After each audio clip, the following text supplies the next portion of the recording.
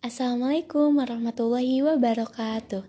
Perkenalkan, kami dari kelompok 3 akan mencoba menjelaskan mengenai kehidupan politik dan ekonomi masa Orde Baru.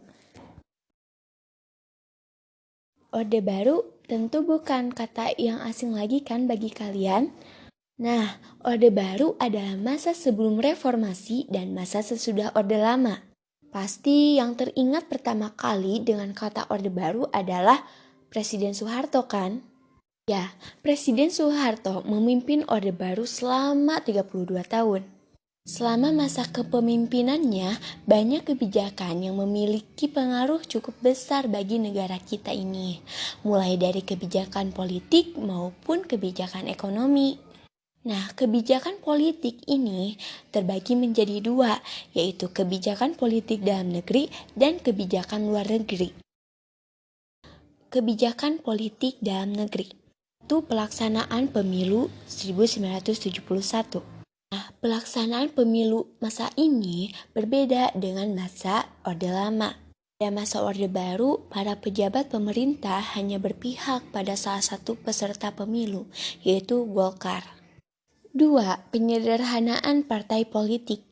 Yang pertama, Partai Persatuan Pembangunan atau PPP yang merupakan gabungan dari NU, Parmusi, Perti, dan PSII.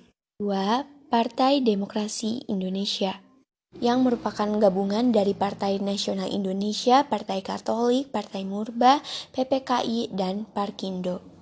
Yang terakhir adalah Golkar atau Golongan Karya. Lalu Dwi Fungsi ABRI, dan yang terakhir adalah Pedoman Penghayatan dan Pengamalan Pancasila atau P4. Berlaku, semua organisasi tidak boleh menggunakan ideologi selain Pancasila. Kebijakan politik luar negeri. 1. Indonesia kembali menjadi anggota PBB. 2. Pemulihan hubungan diplomatik dengan Malaysia dan Singapura dan pemutusan hubungan dengan Tiongkok. Yang terakhir, memperkuat kerjasama regional dan internasional. Kehidupan ekonomi. Dalam kebijakan ekonomi pada masa Orde Baru memiliki slogan trilogi pembangunan. Dibuat karena Indonesia mengalami inflasi yang sangat tinggi pada awal tahun 1966, kurang lebih 650% setahun. Nah, di sini ada beberapa kebijakan ekonomi pada masa Orde Baru. Yang pertama, rencana pembangunan 5 tahun atau Repelita. Repelita 1. Sasaran utama yang hendak dicapai adalah pangan, sandang, papan, perluasan lapangan kerja, dan kesejahteraan rohani. Dalam Repelita 1 ini, pertumbuhan ekonomi berhasil naik 3-5,7%, sedangkan tingkat inflasi menurun menjadi 47,8%. Repelita 2. Menitik beratkan pada sektor pertanian dan industri yang mengolah bahan mentah menjadi bahan baku.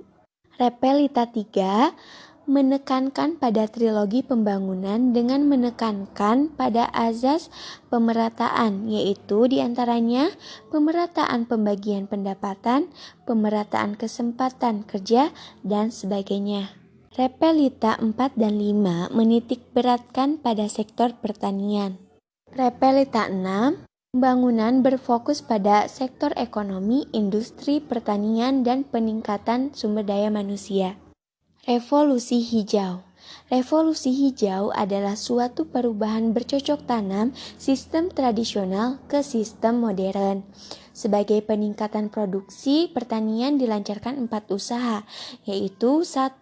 Intensifikasi, yakni pemerataan, pengembangan, dan penemuan teknologi pertanian. 2. Ekstensifikasi, yakni perluasan lahan dengan hasil maksimal. Yang ketiga, diversifikasi, yakni keanekaragaman usaha tani. Dan yang terakhir adalah rehabilitasi, yakni pemulihan daya produktivitas daya pertanian yang kritis. Sekian penjelasan dari kelompok kami. Mohon maaf bila banyak kesalahan. Wassalamualaikum warahmatullahi wabarakatuh.